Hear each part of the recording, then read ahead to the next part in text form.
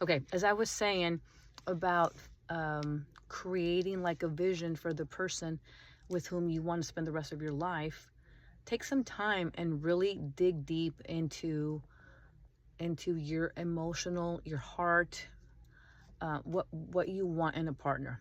Because at our age, as I mentioned at the very beginning, time is short. We don't want to waste time with the wrong person and then, spend 7, 8, 9 months to a year and then know the guy or the gal say, oh, well, it's been fun, but I really don't want to be committed to one relationship. I'd like to date other people, blah, blah, blah. That's going to be painful, and you might be really upset with yourself for having wasted the time. Okay, so I know 3 things that go along with this. What we're looking for is somebody who's attractive, somebody who we want to be our best friend, and also somebody that is compatible with us. By that I mean someone who has similar likes. If you are a person who is a risk taker, if you love adventure, like jumping out of planes or skydiving, I guess it's called, hand gliding, whatever, doing the zip line, which I would never do that because I'm terrified of heights, then I'm not going to fall in love or want to spend time with somebody who is the complete opposite. And so you want to find someone that shares in your likes, maybe loves reading books, maybe loves to travel. If that's what you want to do, then that's the person that you're going to want to hang out with, nurture a relationship with, and watch it grow, right? Okay, another thing, folks, is if you want to meet high quality people, you have to go to high quality places. What I mean by that is places that, well, where high quality people might meet are conferences, networking events, local meetups. Like there's an app called meetup.com, and that's where I found the photography club, which I did not attend because I haven't gone yet. That was last week when my daughter got hurt. So in meetup.com, you will find so many cool things to do. If you love rocks, there's a group for it. If you enjoy books, there's a group for it. If you enjoy, I don't know, rock climbing, whatever, knitting, books, you will find a group for it. And places like that, other high quality places might be, if you only do things that you really love doing. For example, I really enjoy volunteering, so I need to get back and be consistent in my volunteering.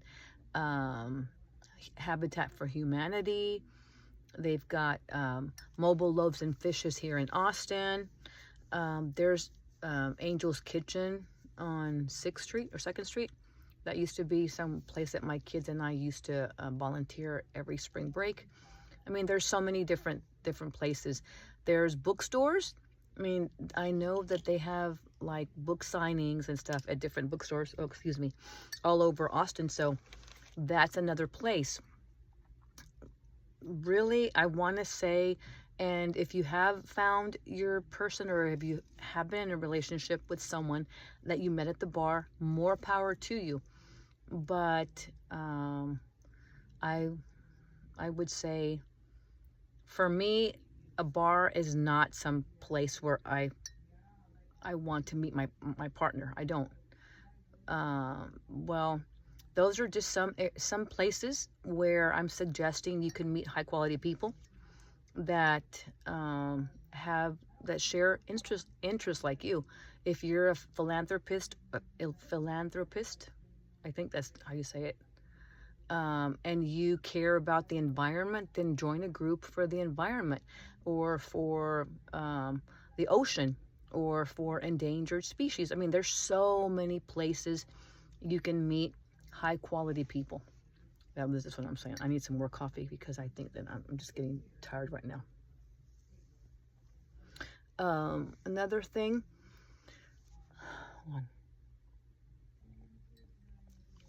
date more than one person at a time. So I would say date 2 to 3 people at a time. And ladies, don't be shy about this. I'm not saying, and guys either, I'm not saying date these people and sleep with them. That's not what I'm saying at all.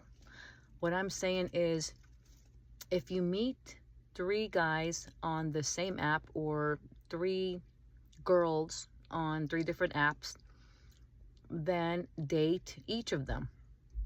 For example, have one date from an app during the week, and then do something for yourself on a club, or whatever extracurricular activity that you've chosen, do that on Saturday. So you could do like twice a week. You could meet people twice a week, every week. Okay.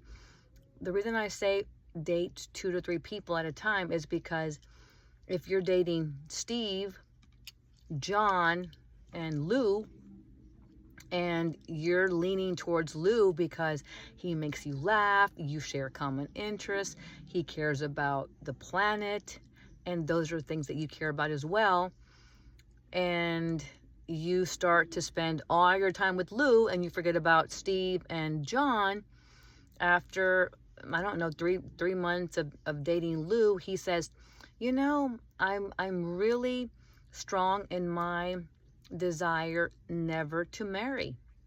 I don't want to be married. I don't want to be married. I love my life. I do want to date, maybe not just you. How will that make you feel if you've been dating Lou this whole time? But if you're dating 2 or 3 people at a time, and you've been casual with each of them, just having fun, doing fun things, going out to dinner, music, or dancing, whatever, and Lou says, you know what, I don't want to get married. I'm sure that I do not want to date just one person. Then you're going to say goodbye, Lou, and you still have Steve and John to date. And from those 2, now that you've narrowed down your list to 2, now it gives you more time to spend with each of them.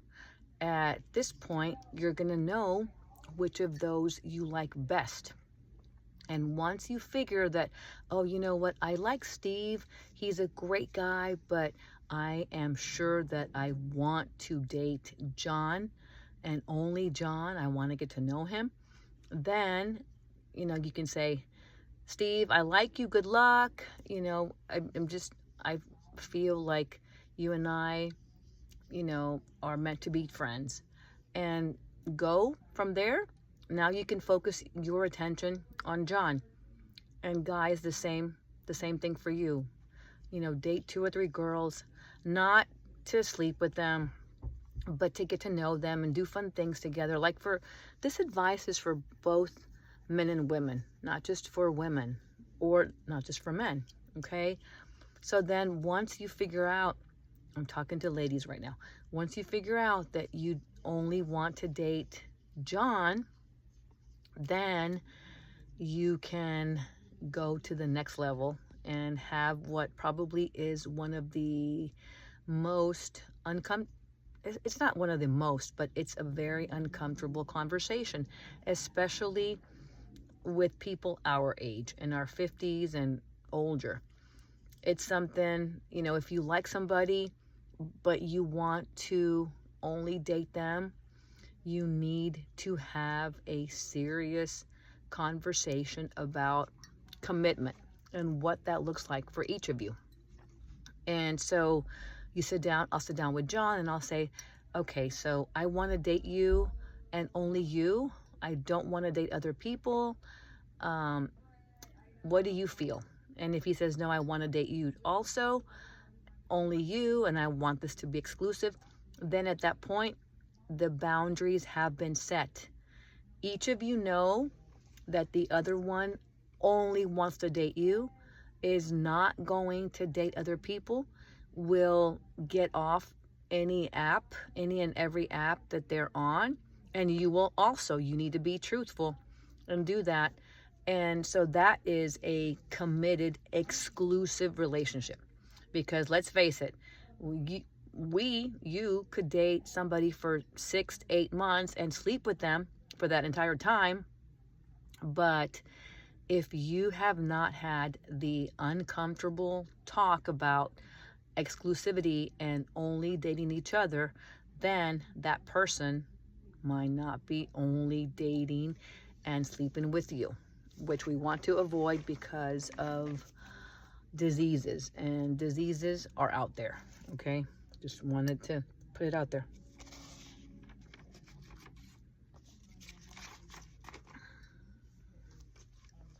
Okay, so see, I want to get to that point.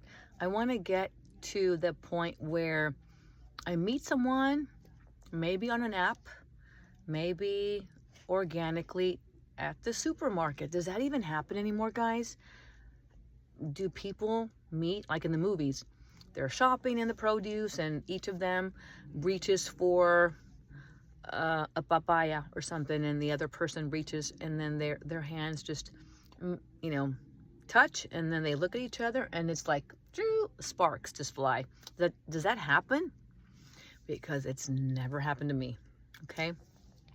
One other thing that I want to mention, because I hear other people arriving, and it's getting kind of loud, and I'm getting distracted from their conversation, is that if you're at the grocery store and you see someone that catches your attention, and she is gorgeous, she's by herself, there's no ring on her finger, and she's shopping, taking her time, walking slowly through the store.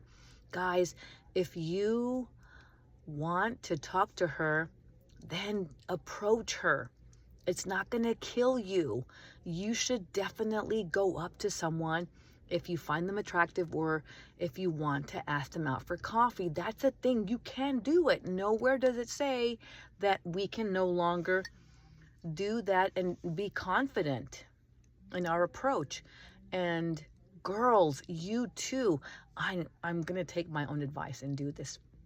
Ladies, if you're at the store, or you're at the store at the gym, and you've been going to the gym at about the same time for, 6, 7, 9 months, and you notice a guy, and he's in there for a long time, and he's just focused on working out, and then after you see him by himself all the time, you should definitely approach him. What is holding you guys back? What's holding you guys back? Excuse me.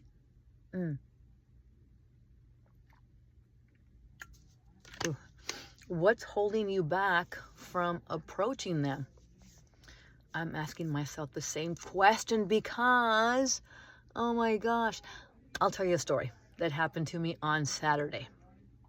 Just a few days ago, and I know, and I keep replaying the story, and I'm thinking, what happened to me? Why did I freeze? Okay, so my daughter, I'm here with my daughter, but her friend Amanda was here for the weekend, and on Saturday, I had some grocery shopping to do, so I went to H-E-B. Guys, oh my gosh. I was driving the H-E-B on South Congress and Slaughter. It has that pharmacy drive-through, so that was the line was so long, and it was about 4:30 in the afternoon. And so I sort of had to speed up and around it and over that first speed bump into the parking lot. So when I did that, I sped up. I sped up real fast, and then I had to stop because people were walking. There was a young couple, they were laughing and holding hands. And so I stopped in a spot where people walking across in front of me were close, that they could see, our eyes could meet. Anyway, so then after that couple, there was a man. Oh my gosh, he was so handsome. I'm going to tell you what happened. He was crossing, as he was walking, even before he got to in front of my car, he was like over here from the door, and he was walking, and Like our eyes connected. And that entire time that he was walking slowly in front of my little old Jeep, like we did not, our gaze did not leave each other. And let me tell you, oh my gosh, my heart started racing. And I thought, this is a handsome man. He was tall. I think he was Hispanic. He had the grayish temples, and he was wearing this pair of jeans that fit him so well. Not tight, but just like hung so nicely. He was wearing a bluish gray t-shirt because the weather was perfect. And once he crossed in front of me into the parking lot, it was at the very first aisle where you're parking. He turned around, like, and I did too. I was driving, but I was still, people after him. I was in such a daze that I was just stuck there without even moving forward. And so I turned to see him walk away. I figured that I was going to see him walk away. Guys, he turned back. And we were just like looking at each other. And then he kept walking a car or so. And I looked back again, and he turned back again. So in that time that he passed my car, he turned back twice. And it wasn't just like, like this, a glance. It was like this. Oh my gosh. I didn't know what to do. I felt my heart start racing and my hands were shaking, and somebody honked at me, so I had to move. And the only place that I found to park, which was about 5 rows down from him, and I thought, I'm going to sit here. Maybe he'll drive around. Maybe he'll look for my old blue Jeep.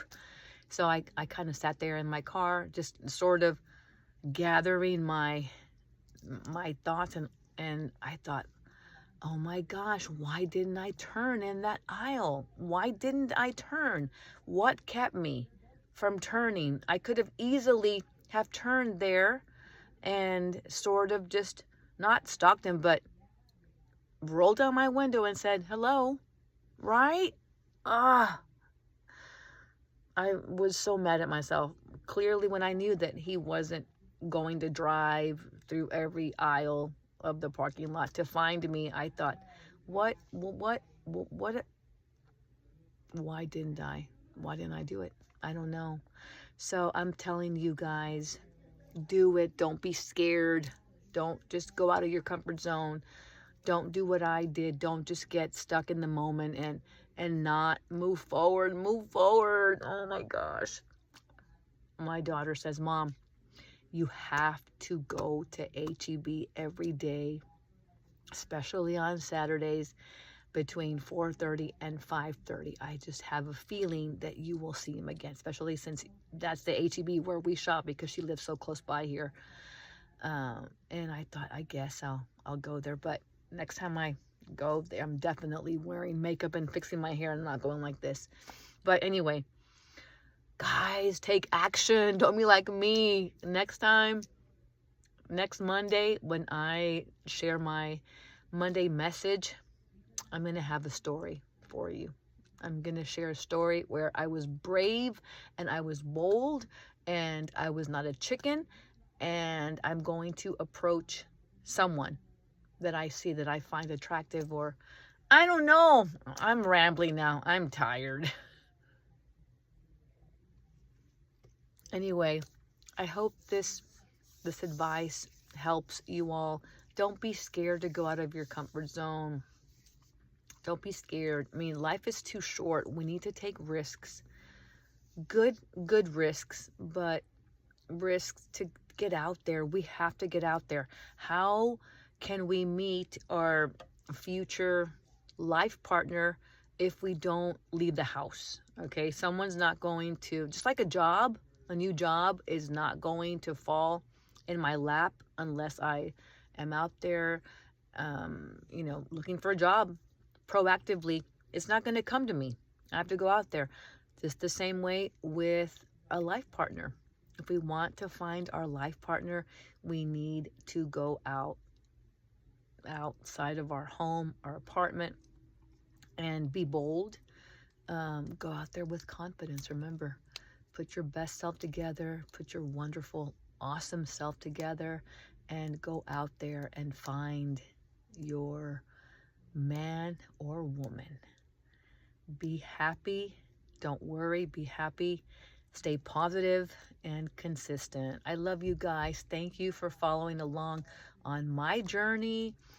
I hope that I'm helping you and actually sharing things and talking about things that I'm afraid of or that I haven't done or that I intend to do are putting me in a more comfortable and confident spot for me to do the exact same thing, because you know I am determined. I am dating with a purpose. I am on these apps.